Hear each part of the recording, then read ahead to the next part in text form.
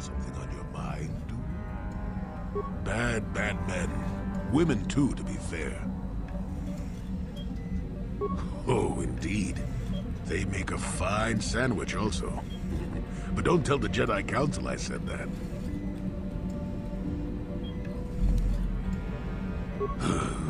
And just what gave you the impression that I know anything more about the Sith than you do? Oh, that's right. Damn the ears of the young. I was expecting you to be your usual inattentive self when I mentioned that. So it's true, yes. I fought plenty of Sith. That was during the time of Exar Kun. Oh, 40 years ago now. Has it been that long? Exar was a Jedi who was corrupted by ghosts of the old Sith, or so they say. He attempted to conquer the Republic and create a new golden age of the Sith. Better to say he was defeated, but essentially, yes. The victory did not come easily, however. No, of course not. The Sith have come and gone for ages.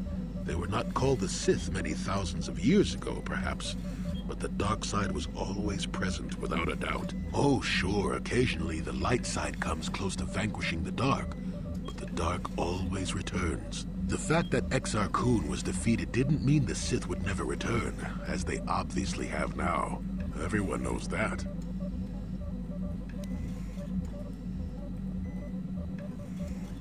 A Sith believes he commands the Force, but it is the dark side who commands him. You know this. There is little else I could truly add. That is not a pleasant time to remember. After Exar Kun fell to the dark side, he attempted to recruit other Jedi to his cause. What surprised us, what took us completely unprepared, was how utterly successful he was. Many Jedi joined him and became Sith themselves. Why they did, I will never truly know, but they did. Battle broke out throughout the Order, pupil against master. We fought ourselves. Oh, easy now to call them traitors. But tell me, how do you fight against someone that you love? Pah, I dislike such memories. It leaves a taste in the mouth that... it is a sadness I thought I'd put aside long ago. Ask me about the war some other time, just not now. I would prefer to be by myself for now.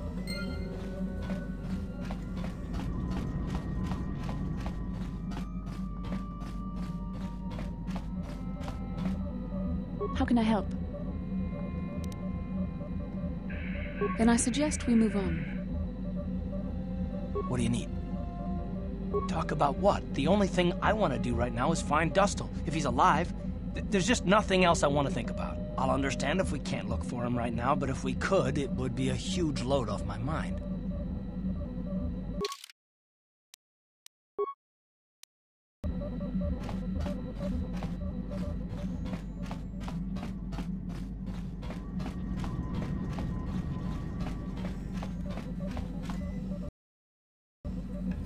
Got something on your mind, dude? Not particularly.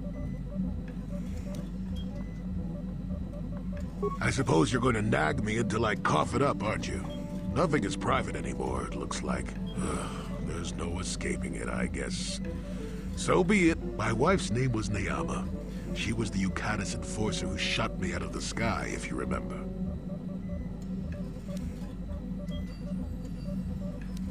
My wife had plenty to do with the war. Upon meeting her, I knew right away that she was strong in the Force. That's why she was able to shoot me down. Neyama was a marvel of a woman. Fiery, determined, smart. She dragged me to the capital and foiled 3 of my attempts to escape prison. Oh, and that body. Well, yes, that. Needless to say, I eventually won her over. That was after I kidnapped her upon being broken out of the Yukatis prison, mind you. But, that's another story entirely. At any rate, I wanted to train her in the Jedi way. The Council refused my request, naturally. I was still a Padawan at the time. I was an experienced Padawan, surely, but not yet ready to be a full Jedi, and certainly not ready to train another, especially not one so old as my wife. Easy to say now. At the time, I just thought I was right. I believed in her and trained her in secret. I ignored her willful nature. I loved her too much to see fault in her. And she loved me too. I know she did. At the time, our love was a shared bliss. Better than anything I had known before or since. Exar Kun is what happened. Neyama was inspired by Exar's promises of a new golden age. She wanted to join him.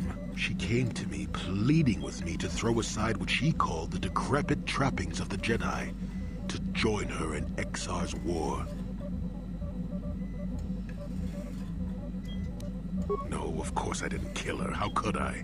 I pleaded with her to reconsider, to think about what she was doing. She would have none of it. Finally, in frustration, she attacked me.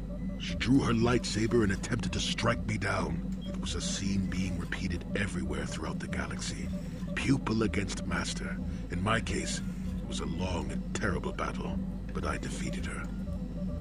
No, I had her at my mercy, disarmed and defenseless. She looked up at me and she knew. She knew I couldn't do it. But I should have. Sometimes I convince myself otherwise, but it's no use. She had fallen to the dark side when she raised her saber against me, and I let her go.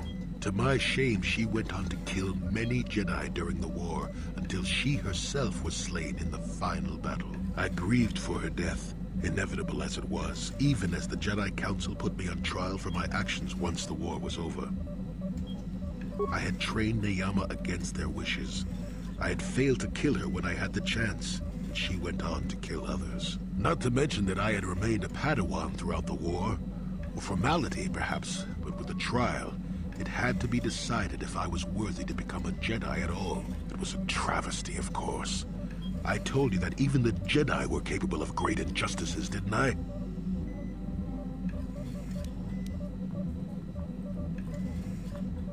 But I deserved to be tried. They found me innocent, even though I deserved every punishment and more.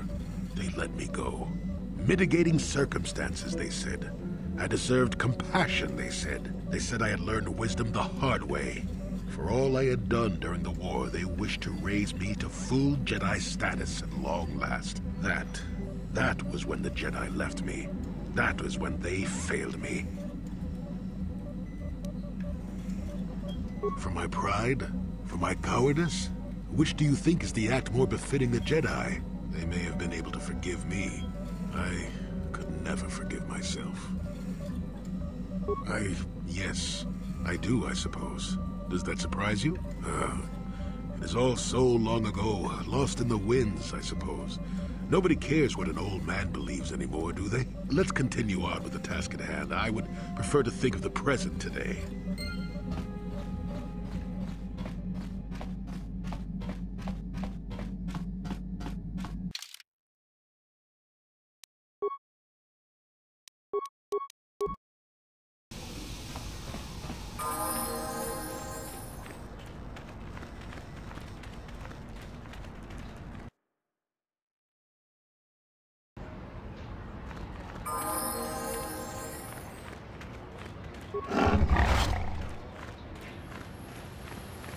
I still haven't heard a final figure on how many...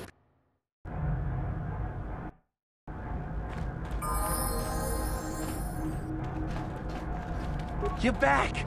I knew you'd come through for me. I knew I could count on you. You do have a tech land for me, right?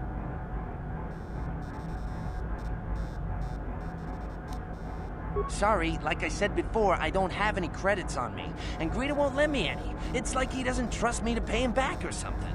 But you come through on this, and I promise you'll get a huge payday down the road. 3,000 credits. How's that sound? Come to Papa, you sweet simian organ. It may not look like much, but once I turn this into a bottle of Torresian ale, it'll end up being worth a fortune. Thanks, Mission. You won't regret helping me out with this. Please, Grif, let this be the last time. No more cons, no more scams, no more schemes. That's all I ask. Hey, sis, no need to worry about that. I've turned over a new leaf. From now on, I'm gonna stay out of trouble and do things right. And once we've cornered the market on Torresian ale, Good things will be heading my way. Then I'll make it up to your mission. Just wait, you'll see. You know, once we synthesize this and start brewing Teresian ale in mass quantities, we're gonna be looking for some investors. You give me a couple of 100 credits, and I can get you in on the ground floor. You'll get a return of, oh, at least 20 times your investment. Hey, don't worry, you'll get your credits as soon as we start mass producing that Teresian ale. I just wanted to know if you were interested in an even bigger payoff. You don't know much about business, do you? When an opportunity like this comes along, you have to jump at it. Come on, what do you say?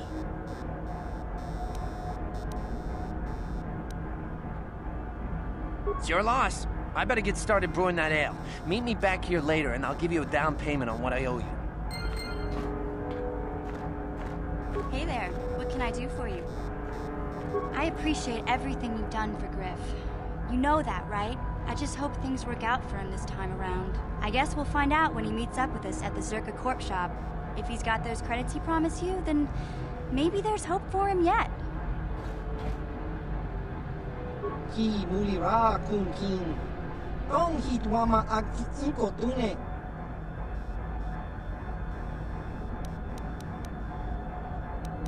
Kakin chana. Kakin chana.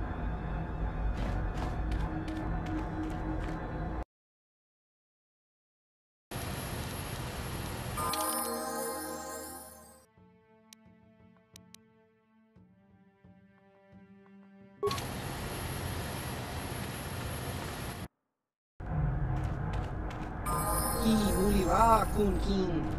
Tong hitwama ag inko tune. I don't like the sound of this. Chiwi aita ka tong chicha. Agi inko tune. Chiwa aita kan kicha na tupornipo. Kun mulira slimo poiwanga tong hitwama. Topa na oto vokasa. Pampa ki mulira kun kin. Chapja skronki to patslimo. Chi ita kanki chana kilikon. Kinba mu.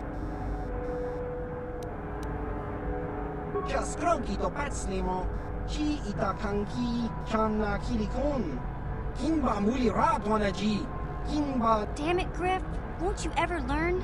How can my own flesh and blood be so stupid?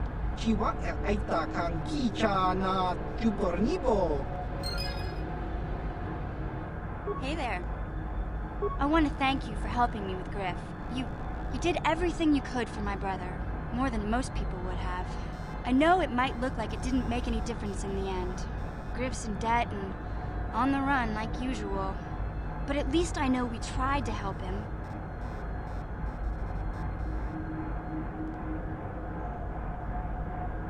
I know people can change no matter how bad they were, but I'm not holding my breath. None of us is perfect, but I've come to realize that Grif is a little less perfect than most. My brother is what he is, but I've learned to deal with that. I'll never forget that he looked after me when I was just a kid, but I don't feel like I owe him anything anymore.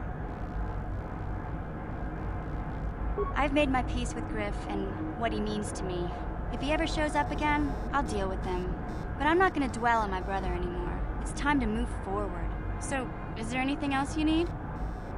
I always heard Tatooine was nothing but a rock covered by a bunch of worthless sand. I can't even figure out why Zerka Corp set up their mining operations here. Sorry I can't be more help, you know? Is there anything else I can do for you?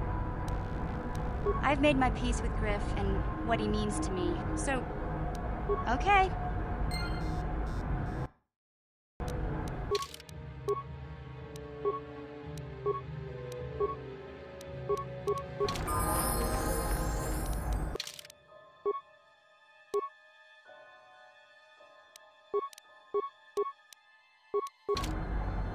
Yes? What?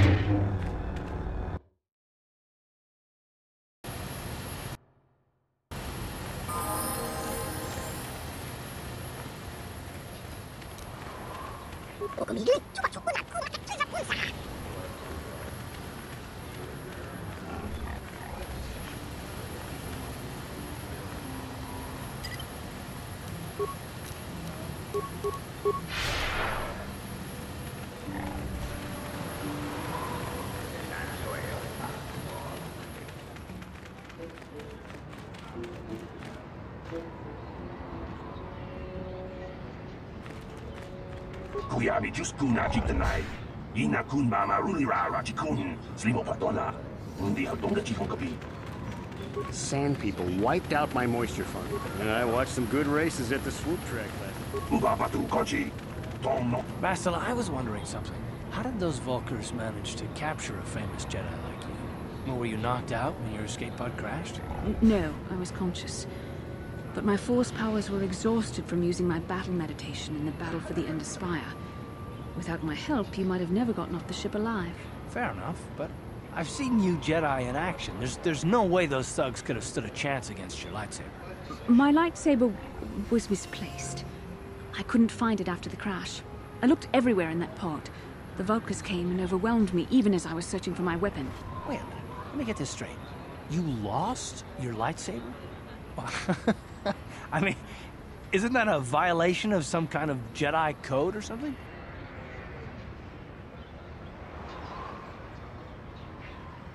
This is no laughing matter. During the crash, my lightsaber must have fallen from my belt and rolled under my seat. The Valkers probably found it there when they searched the wreckage. Hey, don't get mad. I'm sorry. It's just funny to think of a legendary Jedi losing her lightsaber. Take my advice. This is one detail you might want to keep out of the history texts. I hardly consider myself a legend, Calf. Though I will consider your advice when I relate these events to the Jedi Council. There is no need for them to know every detail of what transpired.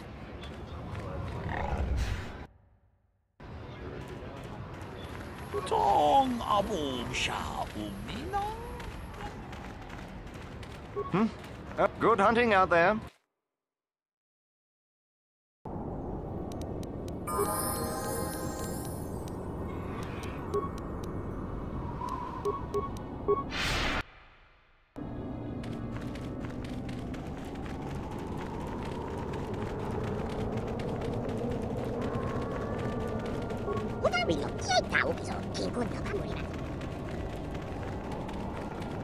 Bastila, did you ever think about joining all the Jedi who were running off to follow Revan and Malak when they went to fight the Mandalorians? That was nearly 5 years ago. I was still an apprentice. My battle meditation hadn't even manifested itself. Yet even then I had the wisdom to obey the will of the Council. Unlike Revan. I guess. Still, do you ever wonder if things could have been different? I mean, would Revan and Malak still have been corrupted if the Council had supported them instead of dragging its feet? Do not blame Revan's corruption on the Council. Your Republic saw only the threat of the Mandalorians, but the wisdom of the Masters saw beyond the immediate threat. There was something lurking out there. Something that devoured Revan and Malak, and many other Jedi. Had the Council sent us all into the unknown, how many more would have fallen? So you're saying we should have done nothing? Just let the Mandalorians conquer us unopposed? I mean, the Republic was under attack, and the Order abandoned us. We did not abandon you. But the Council were not about to throw lives away foolishly. In time, we would have aided you against the Mandalorians. But you couldn't wait. Revan and Malak offered a quicker answer, and the Republic chose to walk the easy path rather than the path of wisdom. Now we see the results all around us. You asked me if I think things could have been different. I know they could have. If Revan had only listened to the Council, millions of innocent people would still be alive. Yeah, right. And every single one of them would have been speaking Mandalorian. I think we're done here. Let's just get back to the task at hand.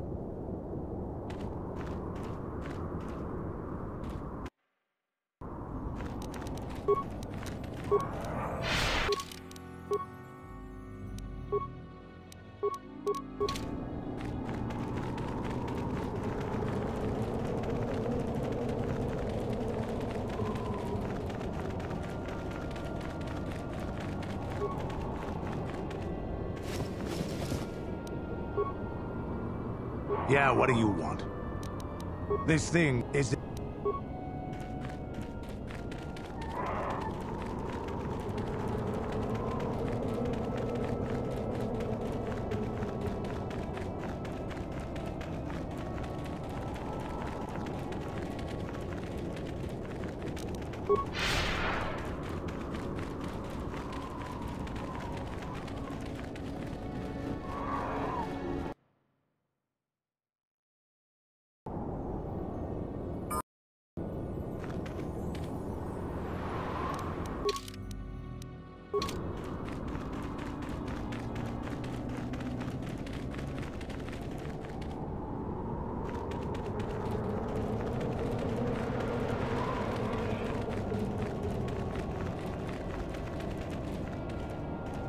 So, Bastila, I heard a rumor that the Valkers captured you without much of a struggle.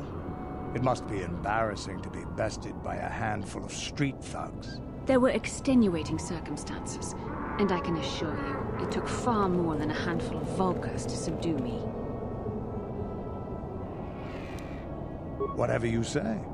All I know is that if we had more Jedi like Bastila fighting against us in the Mandalorian Wars, my side might not have lost.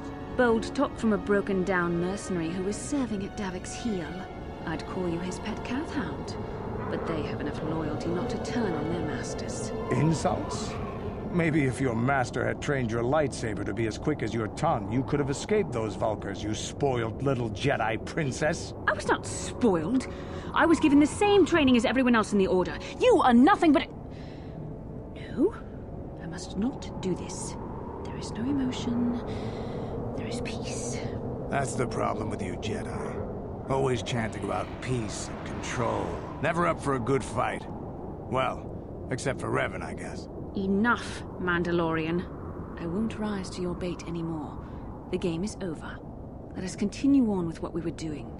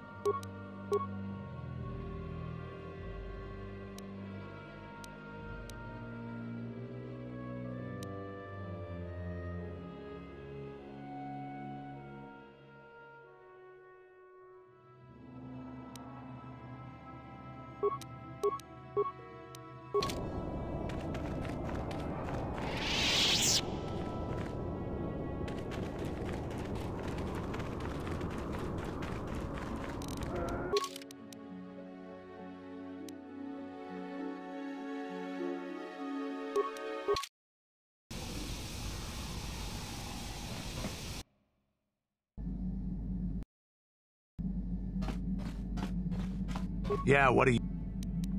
Is there...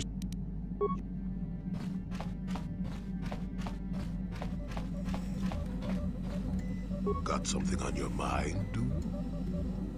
Oh, that was not until many years later, to tell the truth. I spent quite some time wandering the galaxy.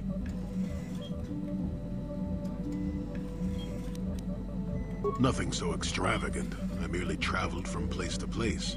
I don't even think I knew what I was searching for. It wasn't as if my travels were pleasant either. There were plenty of folks who distrusted the Jedi after the war, or worse.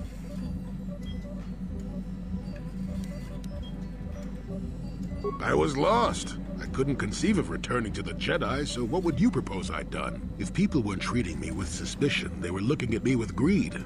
I don't know how many thought they could make use of me for their own ends. I got so sick of the treachery and deceit, I left the civilized parts of the galaxy and headed instead for the uncivilized parts. Actually, I was on my way somewhere else when I crash-landed on Kashyyyk. The ship I was using was a rust bucket. I'm no mechanic, and besides, after you plunge nose first in the trunk of a 5-kilometer-high tree, chances are you don't have much ship left.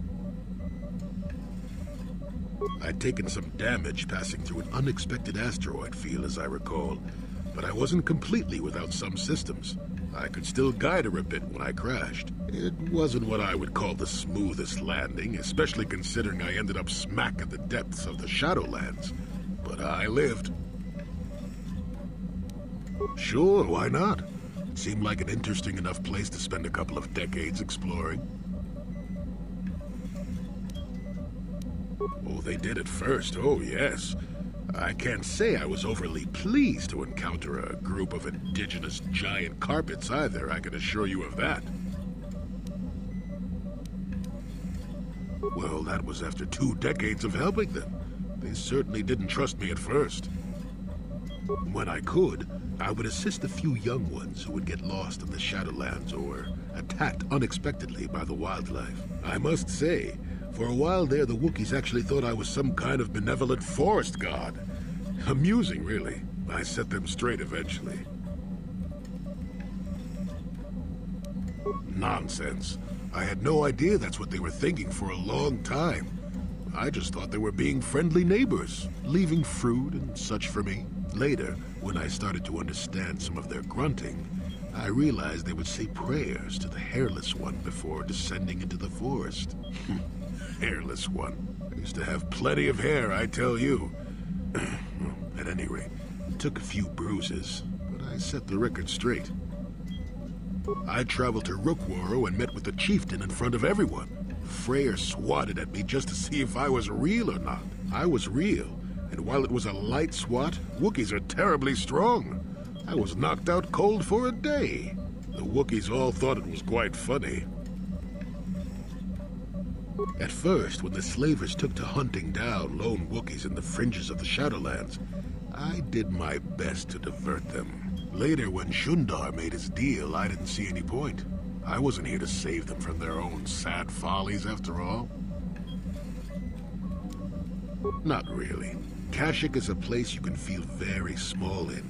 It felt good to devote my time to helping people and living simply. What can I say? I did it all for the Wookiees. The Wookiees? Well, okay, maybe I needed some time on a quiet and remote planet, but if you ever need a friend, an incredibly strong hairball isn't a bad call. I suppose I am, in a way, despite the smell. For a race of gardeners, they've developed quite interestingly. You remember the alien computer, correct? Kashyyyk was meant to be an agricultural planet. The Wookiees were made for a reason, or at least that's what I'm thinking.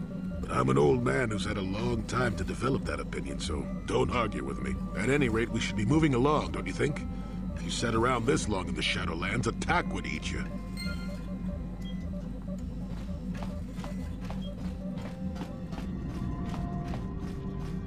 How may I...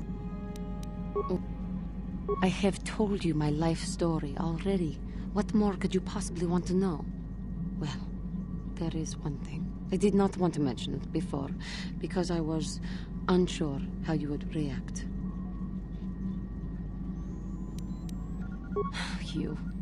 You will see.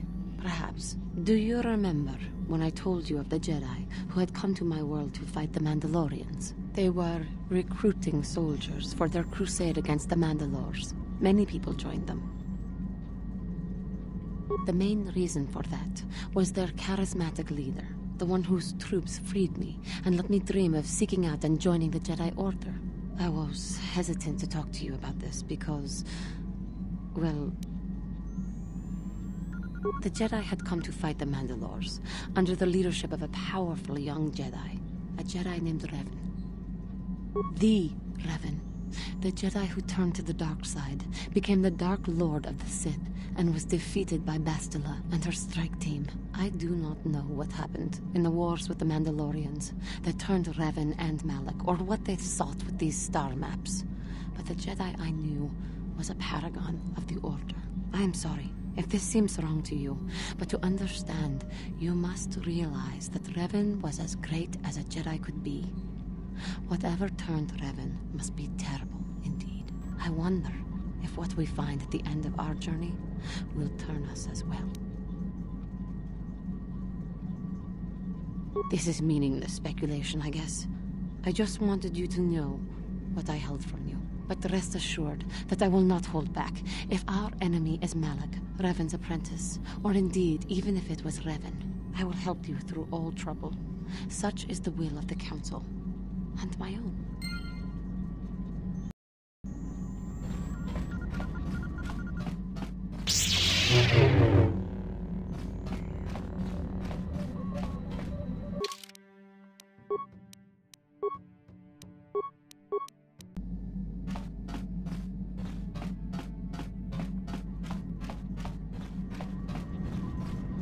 How may I be...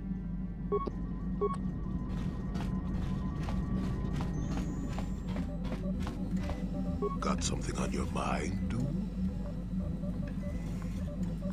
Are we back to that again?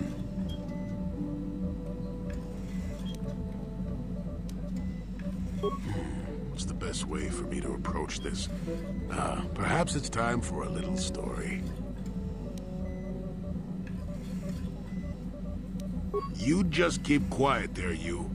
I've had to put up with all your busybody questions, haven't I? Well, now you listen to a story, damn it. Now, where was I?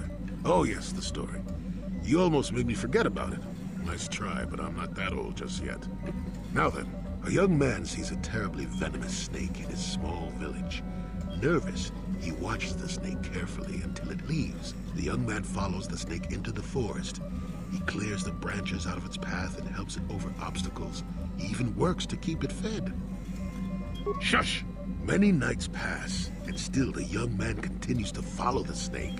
He even follows it into the sands of the great desert. In the desert, the snake eventually grows hungry. It turns and bites the young man, its poison quickly working its way into his system. Finally, curious, the snake looks at the boy as he lays dying and asks, "Why were you foolish enough to follow me all the way out into the desert?" The boy looks back and replies, "Did I follow you? I thought I was leading you away from everyone else." And then he died. Well, now, that's what I wanted to see for myself.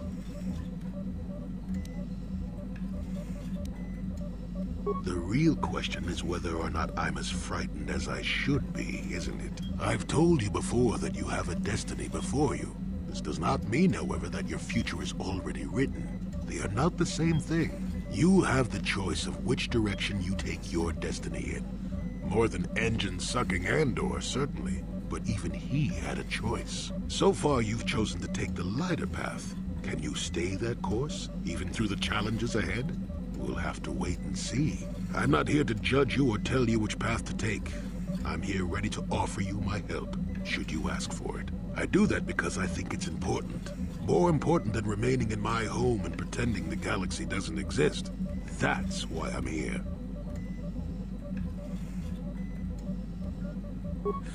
I'm rather glad I came too, really. You're a fine young lad. I hope I hope things turn out well for you. Now then, I've chatted enough for one lifetime. Let's get this show on the road, shall we?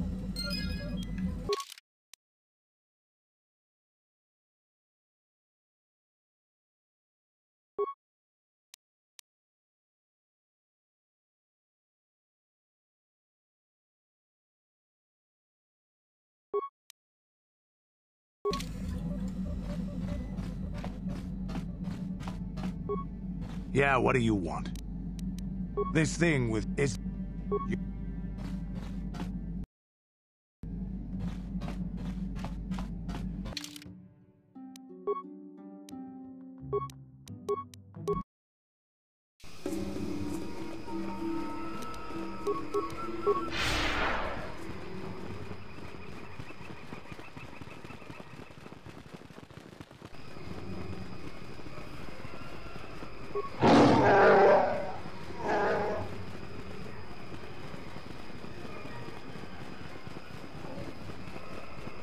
Garth, you fought in the Mandalorian Wars, didn't you? We may have faced each other in combat. What battles were you in? I try not to think about my past battles too much. The horrors of war are something I'd rather not relive. The horrors of war? My people know only the glory of battle. I'm disappointed in you, Garth. I thought a warrior like you would understand. I'm not a warrior, I'm a soldier. There's a difference. Warriors attack and conquer. They prey on the weak. Soldiers defend and protect the innocent. Mostly from warriors. Nice speech. I bet you tell yourself that every night so you can sleep. But I accept who and what I am. I don't have to justify it with words. Victory in battle is my justification. Justification through victory. So what happens when you lose? You know, like you did against us. You had us outnumbered 5-1. You had more ships, more troops, more supplies, and the Jedi on your side. And we still made the Republic tremble before we fell. Nice speech. I bet you tell yourself that every night so you can sleep. I don't want to talk about this anymore, Canderous. The war is over. You lost.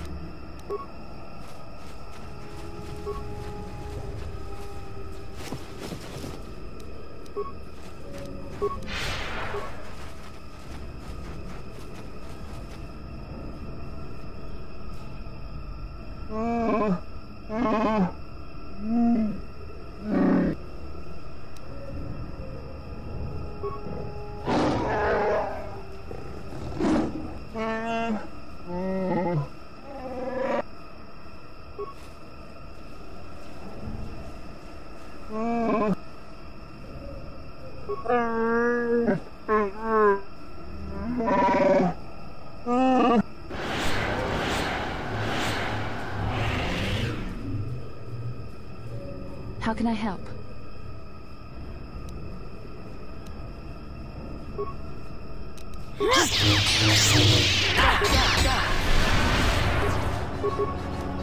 Time to rumble!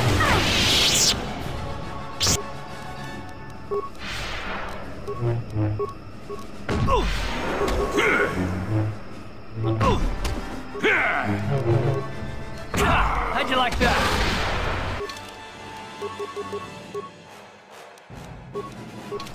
You asked for this!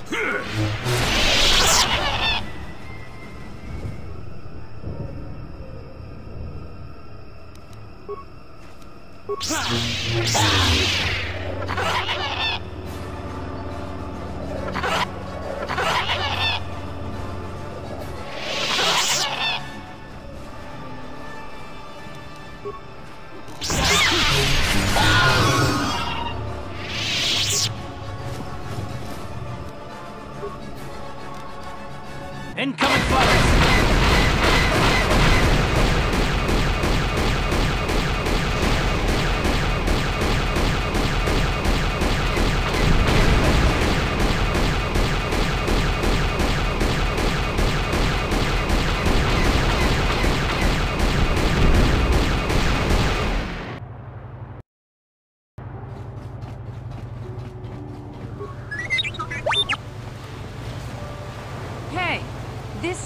for Sith only.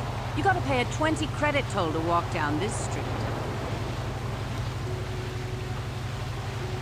Hiding behind the Selkat laws. Typical Republic cowards. Back off, Republic scum. Back off, Republic scum. A man like you couldn't hope to satisfy a Sith woman. You here to cheer Cassandra? She's a fine racer. I hope she knocks Hookta out of the running. Out of my way, unless you want to feel the wrath of the Sith.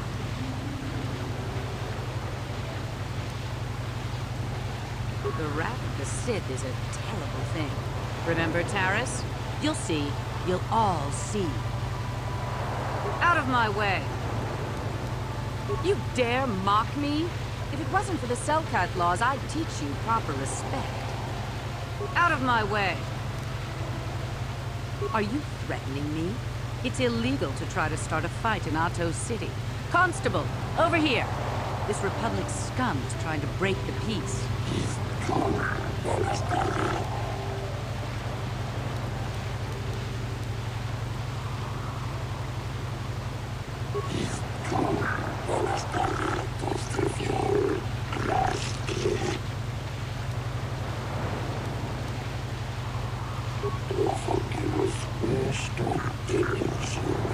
Me? I didn't do anything. This is an outrage, a travesty of justice.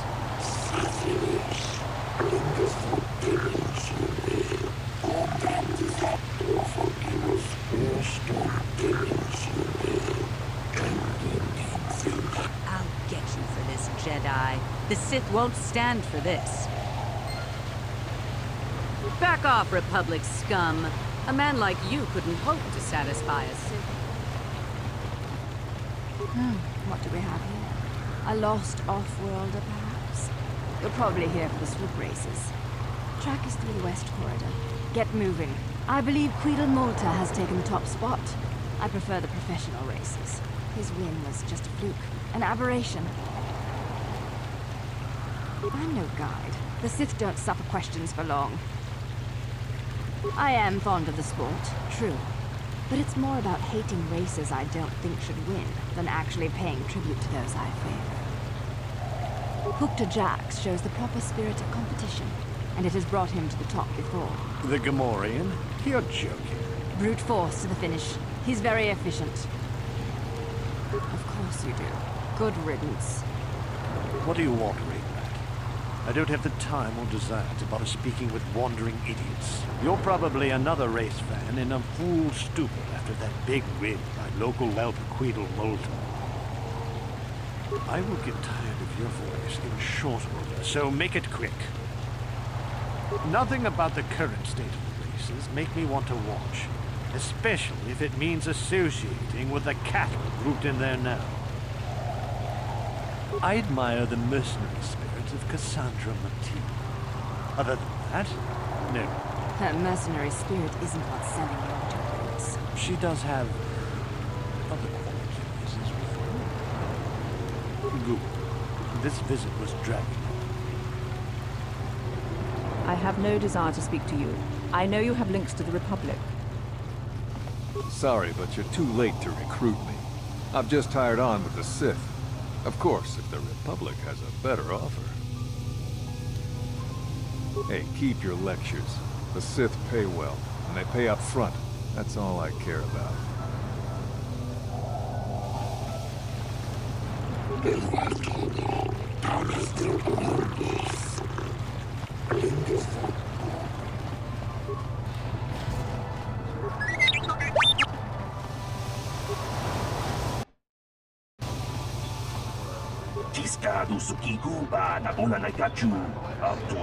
Kipuna na bonsha, kipuna na bonsha. Kavadumpa kupaliaya mokapata.